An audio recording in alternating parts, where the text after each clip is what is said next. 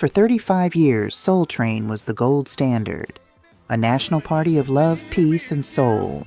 But behind the shimmering disco balls, the tracks were frequently on fire, from superstar rebellions to backstage brawls. This isn't the version you remember from the reruns.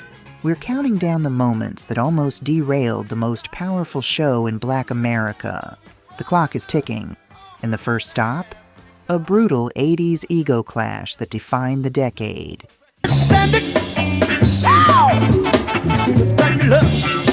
At number 10, the hippest trip in America becomes a battleground.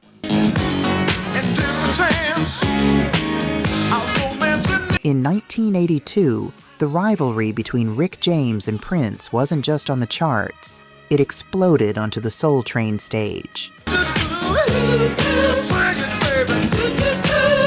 Rick James was the undisputed king of punk funk, but a newcomer named Prince was coming for his throne.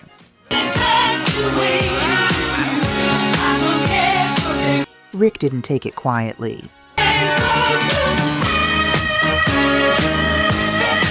During his Soul Train appearance, he famously mocked Prince's androgynous style, calling his stage presence plastic. It was a rare moment where the host, Don Cornelius, had to keep a straight face while the biggest star in the world threw professional-grade shade on national television. This wasn't just talk. Rick had recently kicked Prince off his tour for upstaging him. On the train, Rick used his platform to signal a divide in the culture. The gritty street funk of Detroit versus the mysterious pop rock of Minneapolis. It changed how fans viewed the competition for the soul of the 80s. Whose side were you on? Team Rick or Team Prince? Drop a comments. At number 9, the Prince of Motown breaks the golden rule. In 1974, Marvin Gaye turned a standard performance into a silent protest that left Don Cornelius and the audience completely stunned. Marvin was at his creative peak, but he hated lip-syncing. During Distant Lover, he didn't even try to hide it. He missed cues on purpose, stared blankly into the cameras, and kept the mic at his waist while the high notes played. It wasn't laziness, it was a statement. And he was telling the industry that his art couldn't be faked, even for the biggest show on television.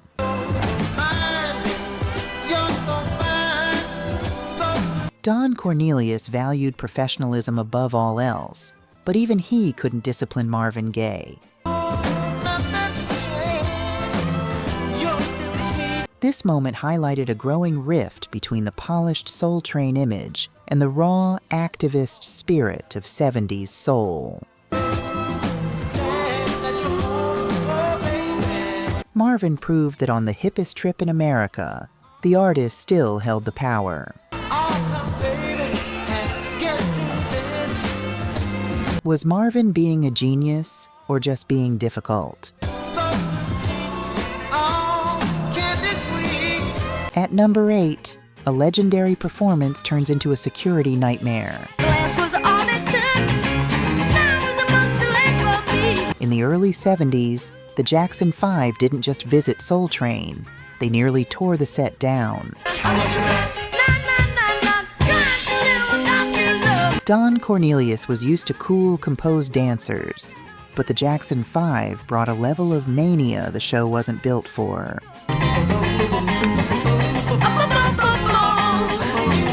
During their 1972 appearance, The barrier between the stars and the dancers completely vanished.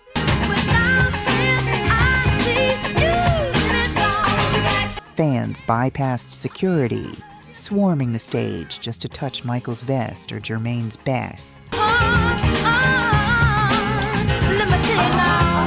It was a chaotic breach of protocol that forced Don to rethink how the show handled superstars. The train was a party, but for one afternoon it was a beautiful, dangerous mob scene.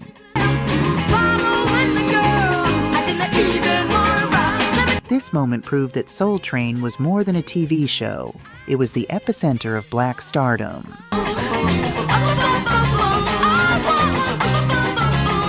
The chaos solidified the Jacksons as untouchable icons and showed the world that the Hippest Trip was now the most powerful platform in music. Would you have rushed the stage for MJ? Tell us in the comments. At number 7, we're leaving the cameras behind. Give us what we need. Hey, our freedom of speech is freedom of death. We got the In the late 80s, the Hippest Trip turned into a heavyweight bout when dancer Rosie Perez proved she was as tough as she was talented. don't know the game. What we need is awareness. We can't get careless. Long before the Oscars, Rosie was a regular on the Soul Train line. Power. Fight the power. We got to fight the power. But the competition for the spotlight was cutthroat. Fight the power. After another dancer allegedly insulted her, the Brooklyn native didn't just walk away. She went full on in the dressing room. Said you can slap me right here. Get it. Let's get this party started. It was a physical, a high-tension altercation that forced Don Cornelius himself to intervene.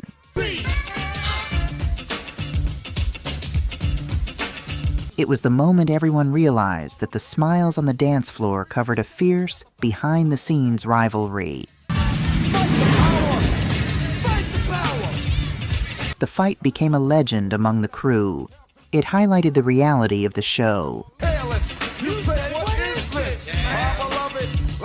These weren't just background dancers. They were stars in the making, fighting for every inch of screen time. Rosie's fire eventually caught the eye of Spike Lee. And the rest is cinema history.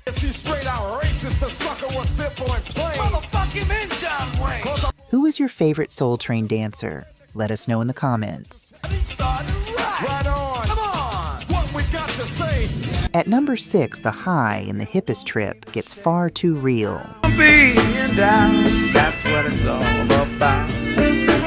In 1974, the legendary Sly Stone took the stage, but by the time the song ended, he had completely vanished. Sly was the architect of funk, but by the mid-70s, his personal demons were winning. During his Soul Train appearance, he was visibly erratic, stumbling through lyrics and staring blankly into the void.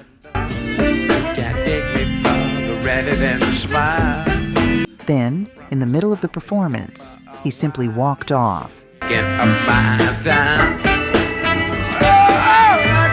He left his band and the dancers frozen in confusion, turning a national TV spot into a public display of a legend coming apart at the seams. Don Cornelius tried to maintain order, but the tension was undeniable. It was a heartbreaking moment that signaled the end of an era for the family Stone. The man who taught the world to stand could no longer keep his own balance. Was this the saddest moment in funk history?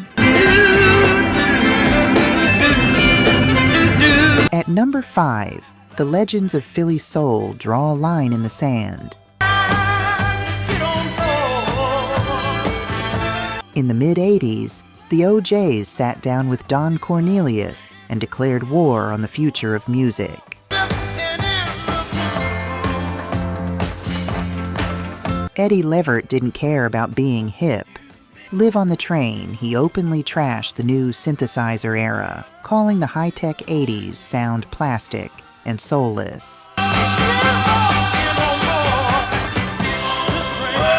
He argued that computers were replacing real musicians and killing the heart of R&B.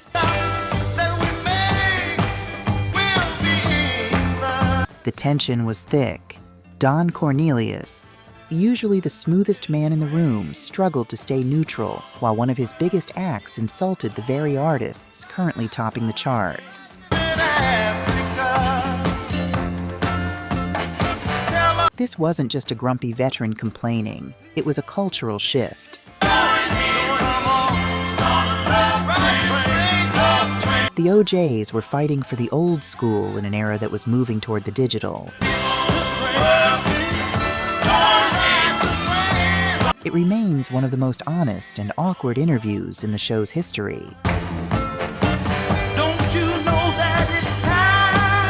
Was Eddie right, or was he just stuck in the past? Tell us in the comments. At number 4, The Godfather shows everyone who's really in charge.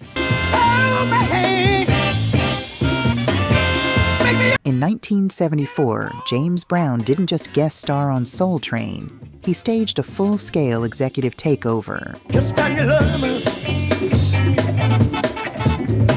Don Cornelius was the king of his castle, but James Brown was the emperor of funk. During his 1974 appearance, JB started directing the camera angles, cueing the dancers, and literally telling the band when to breathe. He even told Don where to stand during the interview. It was a chaotic, a high-energy power struggle that proved there was only one man on Earth who could outcommand the coolest host in TV history. The tension was electric. You could see Don trying to maintain the show's format while James Brown dismantled it in real time. It remains the most unfiltered episode ever aired, showing that when the Godfather is in the building, the script goes out the window. Was this James Brown being a genius or a diva? At number 3, the Queen of Neo-Soul takes it all off. In 2010, Erykah Badu turned a Soul Train Awards performance into a legal and cultural firestorm that the brand is still talking about today. Leading up to the awards, Badu released the video for Window Seat, where she stripped naked in Dealey Plaza. When she hit the Soul Train stage, the tension was through the roof. The show, is known for its family-friendly cool, suddenly found itself at the center of a national debate on public indecency. Badu remained defiant, using the platform to challenge the polite expectations of black female artists, leaving the organizers scrambling to maintain the brand's image. The fallout was massive. Fines, apologies, and a divided fan base. It was a rare moment where a Soul Train icon was deemed too much for the show's tradition. I'm standing here right now, you're so demanding. It proved that in the digital age, the Hippest Trip was still a place where art could be dangerous. Hey. Was Erykah a genius artist or just looking for attention? Let's hear it in the comments. Tell me what you want from me. At number 2, the Hippest Trip hits a massive ego clash.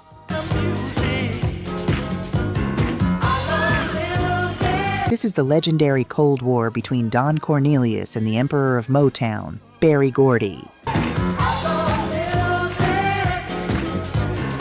Gordy wanted to control how his stars were seen, but Don refused to let Soul Train become a Motown infomercial.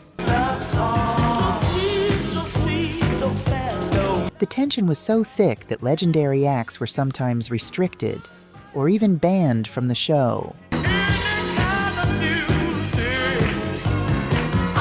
Don famously felt Gordy tried to monopolize the stage, while Gordy thought Don had too much power over the culture.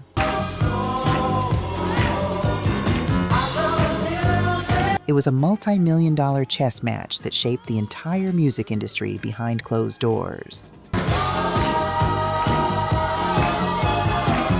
While they maintained a professional front, the friction changed everything from tour schedules to TV contracts. It proved that even in a world of love, peace, and soul, there was only room for one man at the top of the mountain. Who do you think held more power in the 70s, Don or Barry? At number 1, the mothership lands, and the audience splits in two. In 1978, George Clinton and Parliament Funkadelic brought a level of chaos to Soul Train that left Don Cornelius and the fans stunned.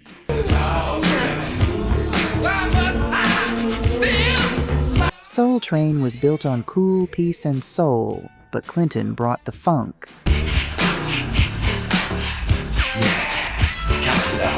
The stage was crowded with diapers, fur coats, and glitter.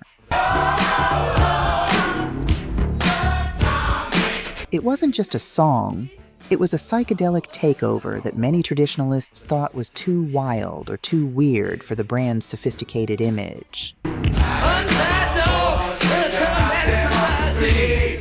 While the youth were electrified, the older generation called it cluttered and undignified.